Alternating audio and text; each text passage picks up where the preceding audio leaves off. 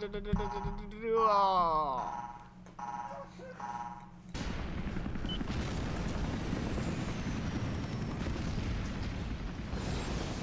that I believe is... Yes, that is Seb Hello. That's definitely his trademark midweight. Definitely on the heavier end with those legs. Who's that sexy animal in that hot take tank? Yep, and that's Seigh bringing in a very typical heavyweight unit. So there's definitely going to be a lot of trading in this matchup as these two just duke it out. Haymakers being thrown. The question is, who's going to be flinching first? Shields out for Seigh already. Seb below just waiting and watching, trying to see what his opponent does. Definitely looking for an opportunity to just go in there. Weapons are out. Looks like Gatling gun and possibly a BR. I didn't quite catch it. I think it is a triple shot though in the right hand of Seigh right now. Both players just feeling each other out. No one's really making a move just yet. Oh, Seb below crossing across the border. I don't think Seigh's seen him. It doesn't look like it. Seigh saw him, picked him up on the scanner, so he's tracking his movement, and he has squared up against his opponent now. We're about to see it go down. First shot's being exchanged. No contact being made just yet, but they're moving in close. It's about to become a slugfest. Seb below just narrowly dodging those shots, and now they're opening up some trading. Seb though, not blood, but Seigh it would require him just in the next second, and as you say, they are exchanging blows right now. Both players just move this out. Yeah, just throwing haymakers. Seb below's gonna have to be careful though. That triple BR is gonna do a lot of damage, just as we're seeing now. This ace. Seb is really hurting. Seigh laying it on. Pouring on the damage. He's gonna want to go for a few more pop shots and try to see if he can bring his AP down enough to get him open for another trade. Seigh right now with the shield out. Nope, he's gonna switch over to his BR. Seigh is also using a recon jammer, so for those who don't know, when a recon jammer is in use, you cannot see your opponent's AC within a certain area. So that's why earlier, when I was watching Seb Hello's screen, he couldn't see Seigh even though he was in his recon area. So I guess Seigh is opting to be a little more tricky.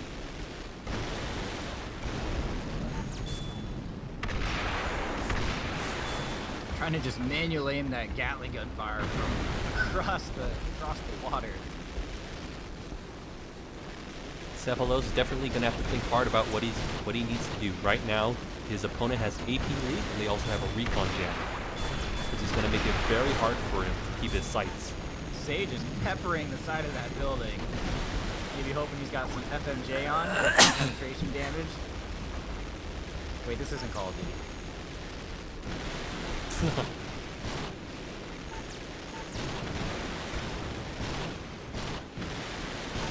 Alright, Seb closing in, but again, the recon jammer is in play, making it very hard for Seb to see where Seigh is exactly.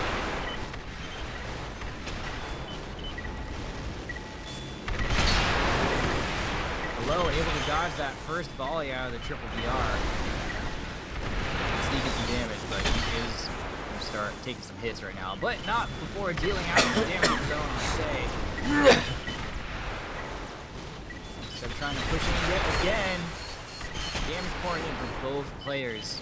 But man, we just see Seigh pushing a pretty massive lateral advantage, about twice the AP of Hello right now. Seigh knows that Seb Hello can't trade at this point, so he's opting to try to stay in more open areas to draw him out.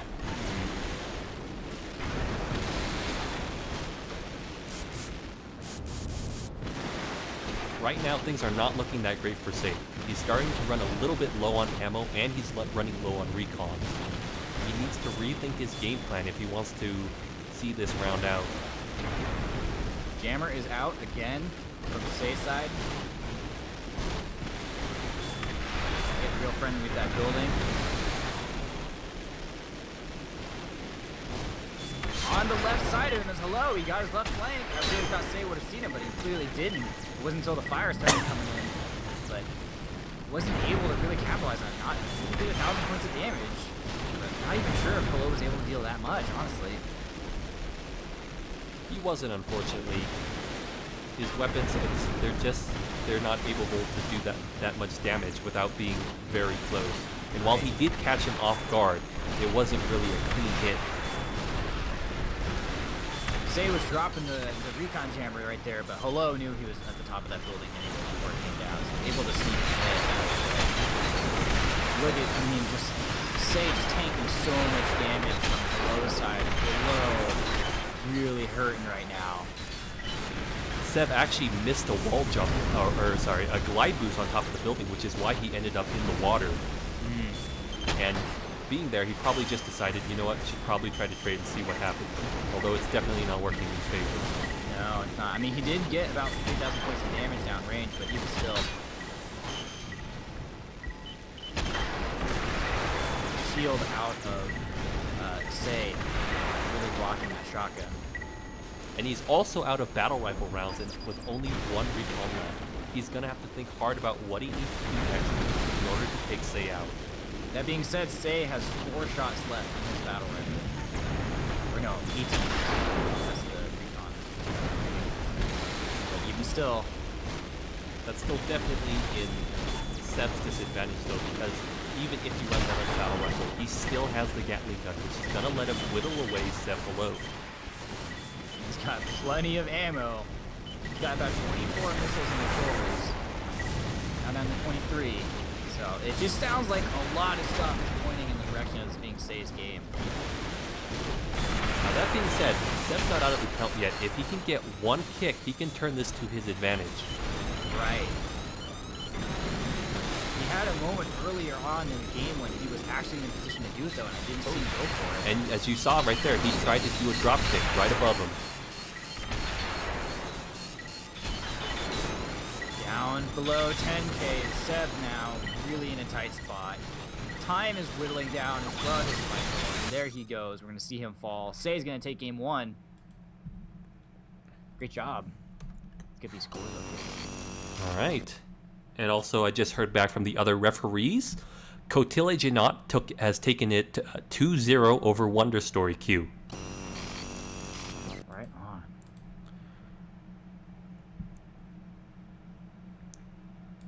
All right, let me update the scores. Moody Dave is in the chat. Welcome, Moody Dave. Moody Dave from across the pond.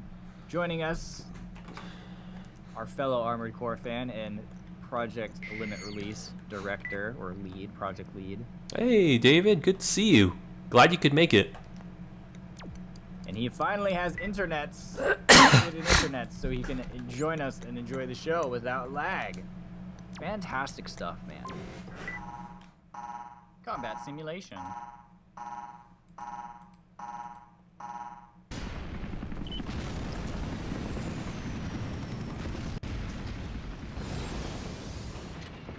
That blue tiger camo though from Call of Duty.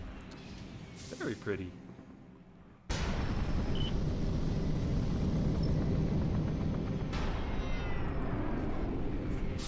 I see a quad, that's red.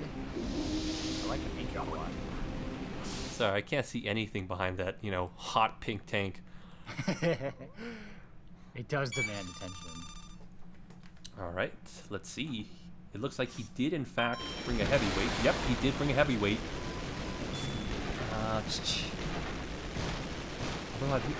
That's a very interesting. Okay, so I think he's using the flame legs. It's hard to tell. Yep, it looks like those are the flame legs. So those have high KE. They're slower, but they also have high AP. So I'm guessing he's trying to go full in for damage, and he's expecting to see the heavyweight again. See a jammer, as well as a Gatling gun and a Sow on this quad. Yep. So Seb guessed correctly. He knew that Seigh was probably going to bring his heavyweight again, and he prepared accordingly. And if you can kind of see, he's got 2 plasma guns, so he's going in for that pure hard damage race. Let's see if he can do it though. And and first blows are being exchanged. Let that be lit. Look, all the little laser explosions. Like he's falling back out of range for himself. He is nowhere near close enough to do that. To do the plasma gun. Right. It looks like he's realized that he switched over.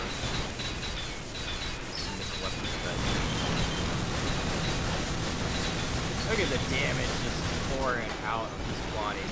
Yep. Trying to drop another jammer. Not really at an opportune moment. Trying to switch back. Yeah. It might have been a better choice for him to use high power boosters, because right now it doesn't seem he's able to catch him. Yeah. He's way too slow, and Seigh knows that, so he's just backing up very slowly. The back pedal is real. Yep. And you can kind of just see the difference in their AP. You know, Seigh is still at about 35,000, whereas Cephalos is dipping into the 20,000. Seigh busting out the sour right now. Just holding down that trigger on the Gatling. Look at the damage before again. Incoming missiles into the cave. Yep. Hello gonna try and retreat to some cover. But man. Now he's in the same situation as he was last time. He's put in a scenario where he's no longer in the lead and he's not really able to trade. He's looking up. Absolutely upset, but it's just not looking good for him at all. Yep. He is doing some work right now, whittling down the quad, but still he's running out of life hole to work with. See a Sour being charged. In second here. There it comes. Sawa is down to 16 though. Look at Seigh. Look at this. They're both running out of energy, but it looks like Cephalos is going to run out first. First to fall, but man, what a close game. 2,637 life total points left on Seigh's side. That got a little bit close for comfort at the end there. Definitely. I think at the very end, Seigh was running out of energy too, so he was having a hard time charging up that Sawa. So he just had to keep eating that damage. Right. He got really close at the end there. I was nervous. Really just last, just 11th hour push coming out of Seb, really trying to close it out in his favor, and he almost got there.